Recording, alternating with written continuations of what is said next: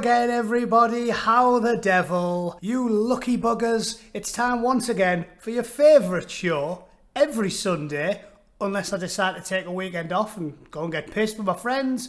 It's the BBC Spews. Huzzah! Making its triumphant return after a mere weekend off. We're ready for action. Strap yourselves in. There's some mad things to talk about, as you might expect, from the UK's premier taxpayer-funded communist production facility. Let's get started. Students want sexual consent tests in university. Of course they do.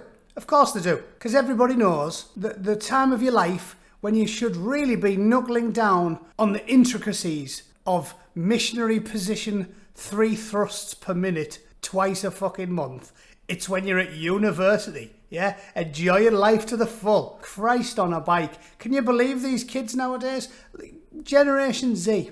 What have you done to yourselves? What have you done to yourselves? I feel guilty that my generation has squirted out these students. The state of them. These students have never been kissed. And if they have been kissed, it was a peck on the cheek, yeah? They're not doing any yogurt potting, for those of that have never heard the reference. That's when you're kissing someone and you look like you're attempting to lick the last morsels from the bottom of a yogurt pot. We've all seen it. Teenagers on the bus, you know how they go. There's no yogurt potting going on now. It's pecks on the cheeks and chaperones. Holy shitballs. Look at those sad little bastards. Yeah, she's got a chastity belt on and him stood next to her. He fucking ate the key. He'll pick through his feces and they'll maybe break the chains off when they've been married a few decades. It's unbelievable. A majority of UK students think that there should be compulsory tests of understanding of sexual consent at the start of university, a survey suggests. Oh God. It's not one of those miraculous disappearing BBC surveys, is it? Surveys there isn't actually any real evidence for? We mean one of those? The Higher Education Policy Institute survey found 58% of students backed the idea of having to pass a test to show they fully understand consent. Oh, you poor little bastards. The think tank survey of 1,000 students found only a quarter felt they had been adequately prepared by sex education at school to have a comprehensive understanding of sexual consent. What do you think it's like when I was at school? Everything you learned was through strange rumours from a wild-eyed child on the playground. You know, usually the one that had particularly lax parents and had brought a grumble mag to school, and you'd all been aghast looking at them like that going, what the fuck? That looks like a Rottweiler with a mouthful of mayonnaise. Those kids. We all know one of them. What do you think we used to do? The only thing I learnt about sex was whispers in the playgrounds. And I was still happy, desperately trying to ram it in on my Action Man skateboard when I was 11. That's the way it used to roll. And that's how we liked it. There were particular concerns about understanding consent when alcohol and drugs were involved. Well, you've already told us that. If you have 1 pint, you're a rapist. Yeah? Easy. Done. Don't need to teach me anything else. If you are altered in any way, shape or form, or you bought her a Coke, because that can constitute mental stress, yeah, she might feel compelled to accept the Coke, and the next thing, she's humming the national anthem with your balls in her mouth, and technically you raped her because you bought her a drink. We know how it works. I know how it works from just reading the BBC. So, done. You don't need any more lessons, do you? Everything's rape. It's all rape. It's 2021. I am raping you just by allowing you to watch this video. That's how it works, boys and girls. We know. The BBC has educated us, thanks. Cheers. Cheers. The report examined students' experiences of sex and relationships and said the findings challenged some of the stereotypes about student life. Not anymore. We know what you're up to, you sad little bastards. You're joining the chess club and talking about planets. Yeah? While your forebears were getting ripped to the tits and banging each other senseless. A survey of undergraduates suggested 43% of them had never had sex before going to university. Fucking hell. I was a grizzled veteran by the time I was old enough to go to university. By the time I was 20, I had a penis like a gnarled branch. It was so heavily calloused.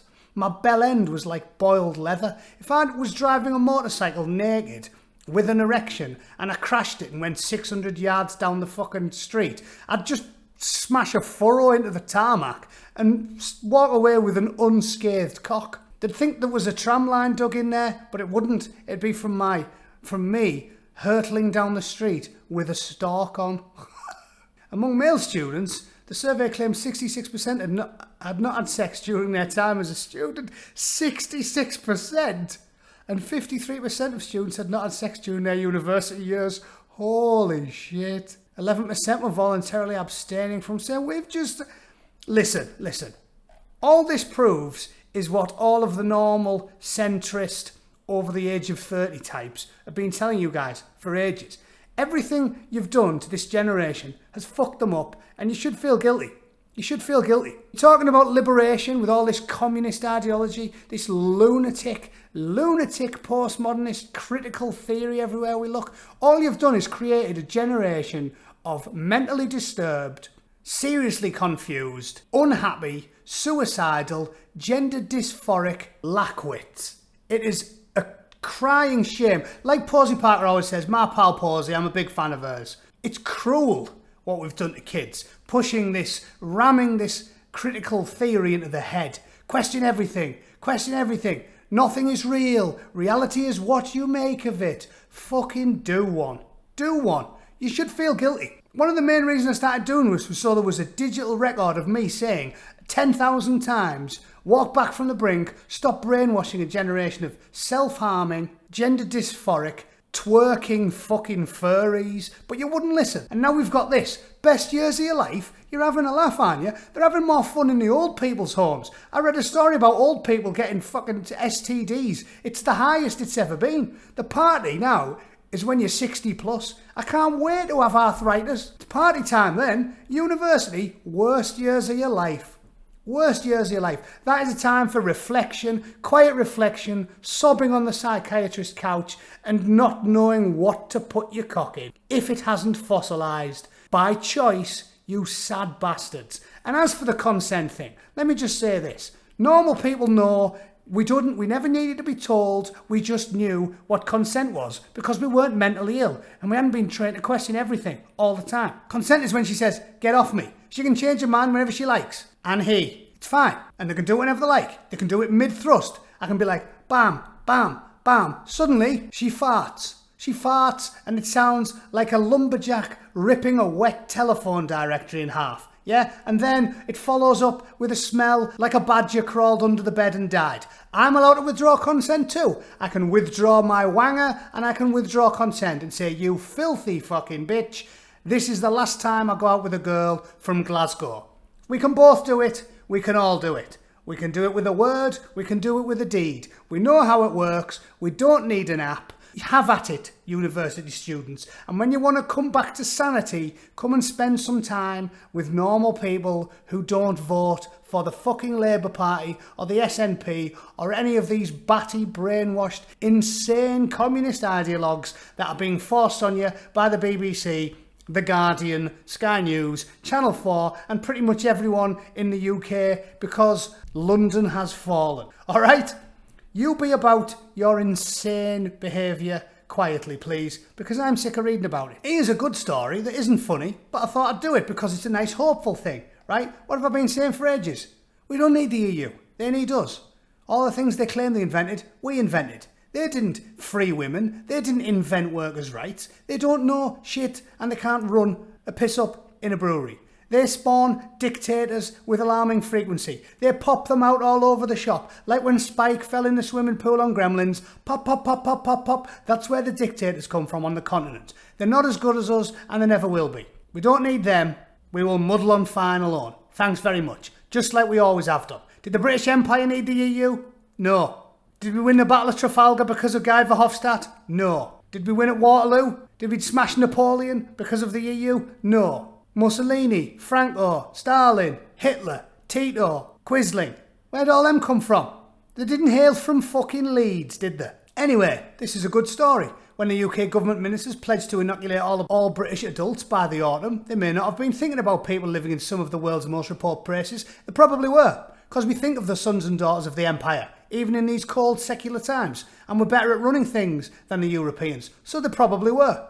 Evidenced by the evidence. Read on. Officials say 250,000 vaccine doses have already been administered in 11 of the 14 British overseas territories. These include Gibraltar, Bermuda and the Cayman Islands. Some require epic journeys. A mission to supply 200 citizens of the gloriously named Edinburgh of the Seven Seas was a case in point. The volcanic island in the middle of the South Atlantic is one of the most remote permanent settlements on Earth. Guess what?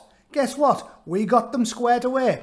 The Italians can't manage to get people in Rome a fucking jab, but we got it squared away in the middle of the bastard South Atlantic. So, you tell me who's the best at logistics. Maybe, just maybe, the country that wrote more constitutions than any other nation on planet Earth and once oversaw and administered an empire with just a few dozen civil servants in the entirety of Africa. Maybe those people are slightly better at running things than bent, demonstrably corrupt sexual deviants like Jean-Claude Juncker. Maybe we are.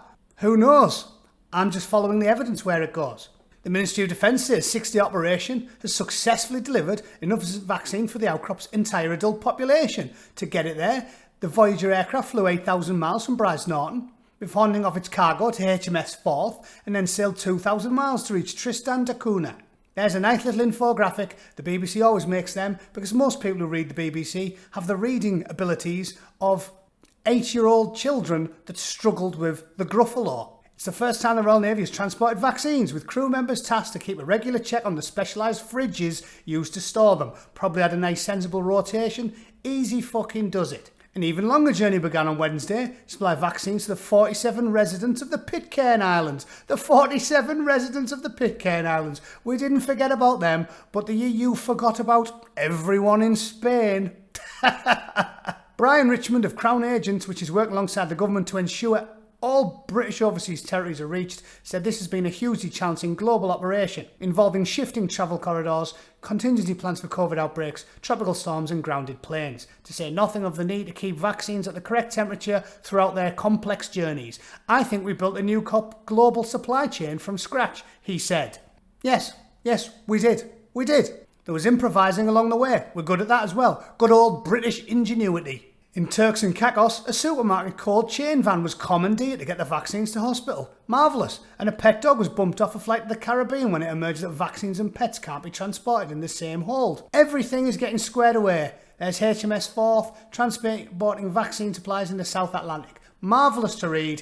Get you right there. Gibraltar, the Falklands, St Helena, Ascension Islands have all managed to dose to more than 90% of the adult population, and some in the Caribbean and the Western Atlantic are lagging behind. Montserrat and the British Virgin Islands at around 40% mark, due to the remoteness of some archipelagos. We will get there, boys and girls. It doesn't matter whether we're talking about a vaccine rollout, a burgeoning, powerful economy, or a global trading network. We will get there. Believe it.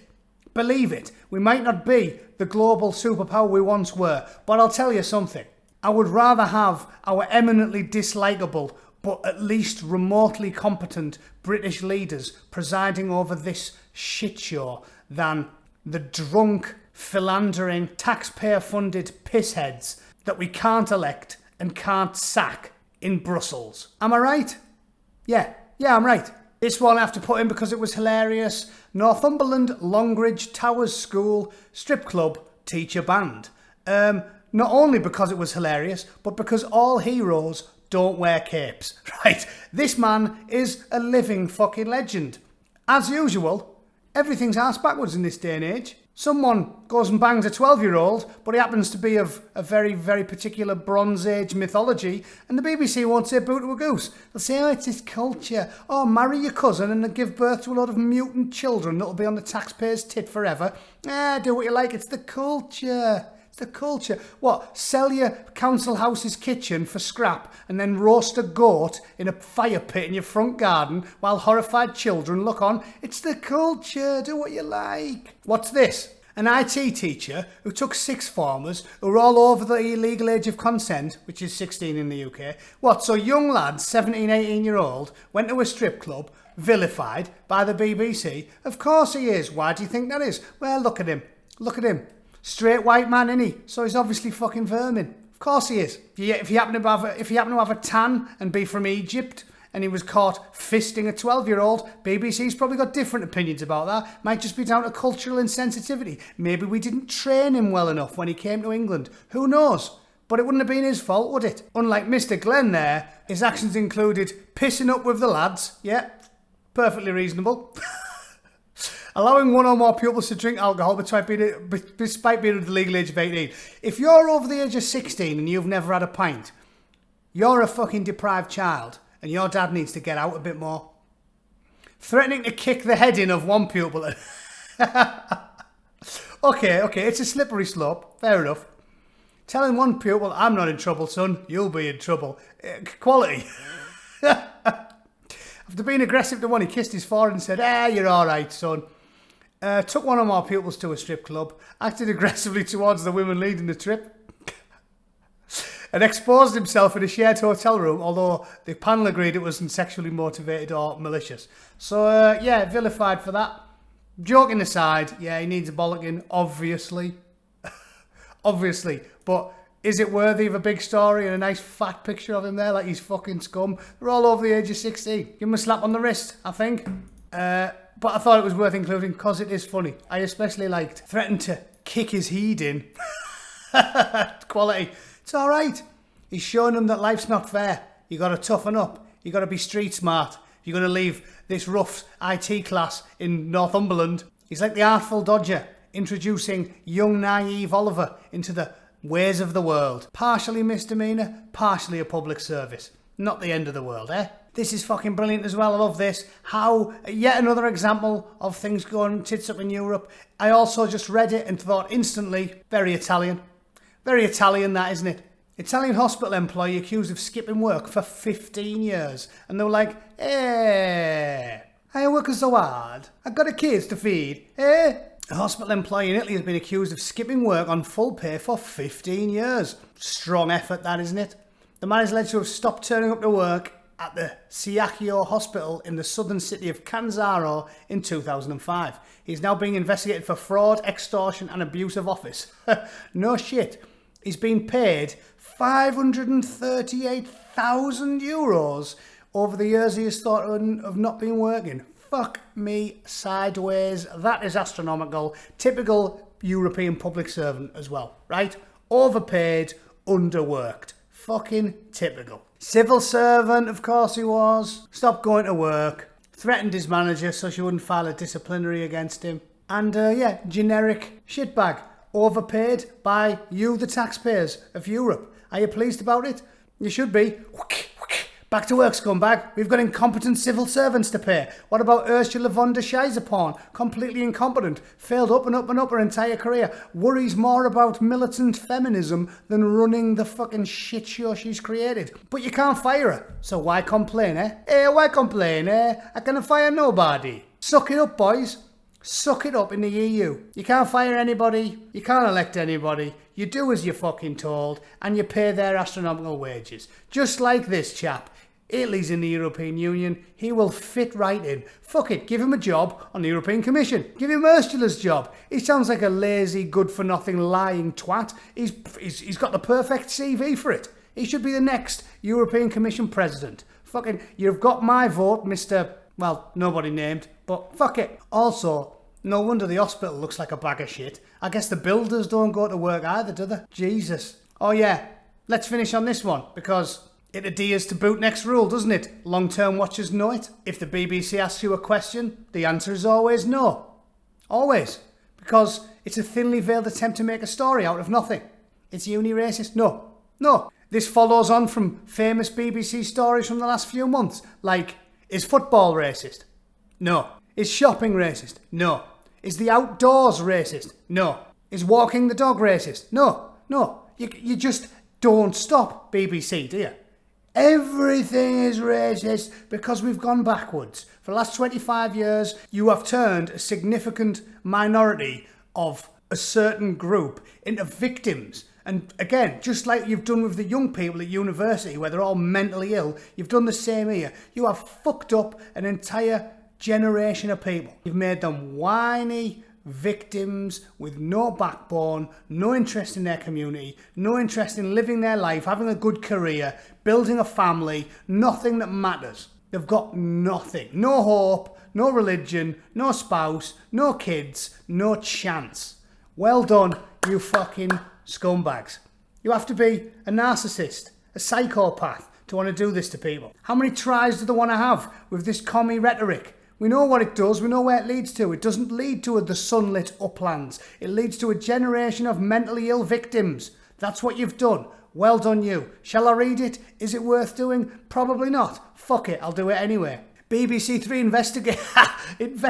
BBC Three and investigates do not belong in the same sentence. BBC Three makes up communist rhetoric. That belongs in the same sentence. No one was like, this is a racist play, this is a sexist play, this is a homophobic play, and that's not okay. No, they weren't. Because get on with your fucking life. What were you doing?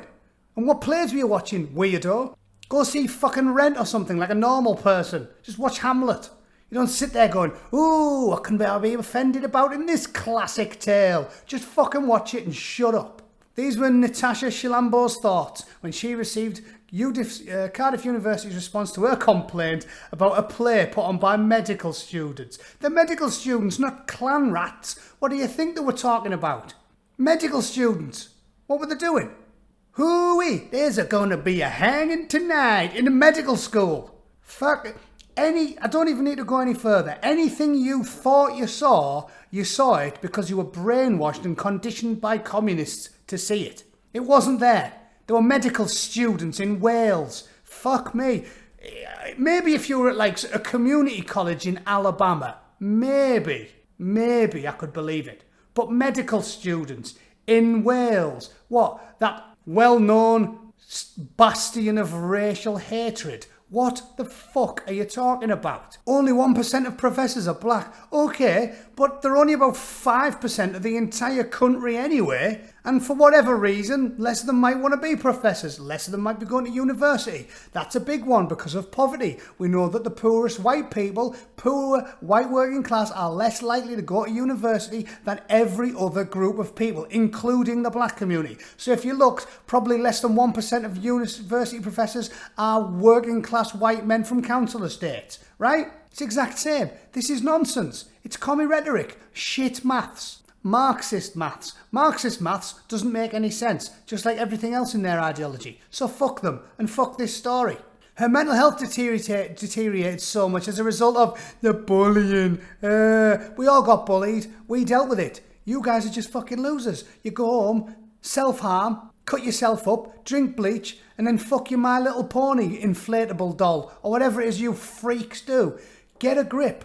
Go and hang out with your granddad.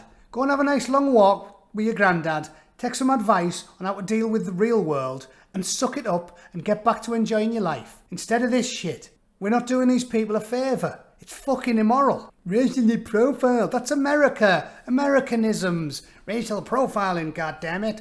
Stop embracing shit ideology if you want to be happy. Natasha, seriously, I'm doing this for your own good, love. I'm doing this for your own good. Research from the Human Rights Commission. Oh, listen, I'm not reading it. I don't care. I don't care. Zach was harassed by security guards. So was I. What were you doing, Zach? What were you doing? Me and my friends were always getting harassed by security guards at Teesside University. Do you know why? Because we were hanging around the fucking steps outside the library, drinking cider, urinating up against trees, and generally being a pain up the arse. If you were getting harassed by security guards, what were you fucking doing? I'm sure he wasn't sat in the library with a fez on reading calculus, was he?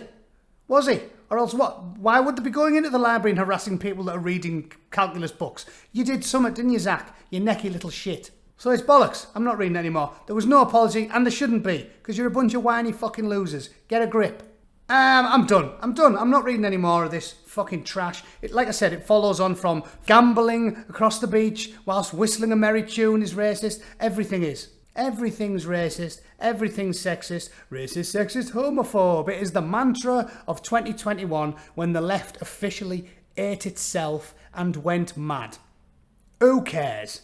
Defund the BBC, get rid of it. It is harming our children, it is harming our youth, it is advocating damaging surgical procedures on children. It is deeply immoral, taxpayer-funded, insane propaganda. It is ruining our country, it is ruining our society, and it is ruining young children's lives. So, fuck them all. Thanks for listening. I am the very, very Angry Bootneck for your viewing pleasure. Don't forget to like it, share it, subscribe it, check out all my links underneath, and I'll see you all very, very soon. Cheers.